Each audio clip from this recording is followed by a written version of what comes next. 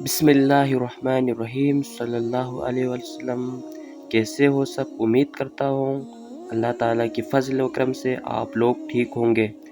آج کی اس ویڈیو میں آپ لوگوں کو ایک چھوٹا سا وظیفہ بتاؤں گا۔ اگر آپ لوگ اس کو کر لیتے ہو تو آپ لوگوں کے پاس رزق کی کمی تو ہرگز نہیں ہوگی۔ یہ اللہ تعالیٰ کی ایک بابرکت نام ہے۔ چھوٹا سا ہے وظیفہ، آپ لوگ کسی بھی وقت کر سکتے ہیں۔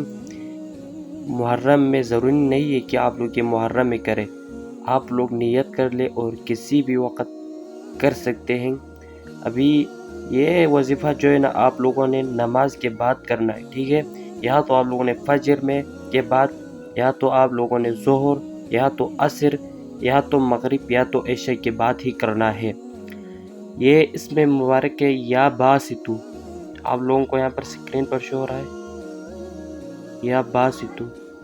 آپ لوگوں نے نماز پڑھنا ہے، پڑھنے کے بعد درود ابراہیمی پڑھنے کے بعد اللہم صلی علی محمد وعلی آل محمد کما صلیت علی ابراہیم وعلی آل ابراہیم انکا حمید مجید، اللہم بارک علی محمد وعلی آل محمد کما بارکت علی ابراہیم وعلی آل ابراہیم انکا حمید مجید۔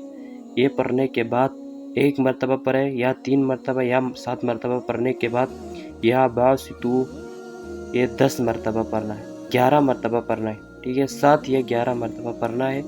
پڑھنے کے بعد پھر درود ابراہیمی پڑھنا ہے، اللہم صلی علی محمد وعلی آل محمد کما صلیت علی ابراہیم وعلی آل ابراہیم انکا حمید مجید، اللہم بارک علی محمد وعلی آل محمد کما بارکت علی ابراہیم وعلی آل ابراہیم انکا حمید مجید۔ یہ پڑھنے کے بعد آپ لوگوں نے اپنے ہتھیلیوں پر پھونک مار کر اپنے چہرے کو پر پھیرنا ہے۔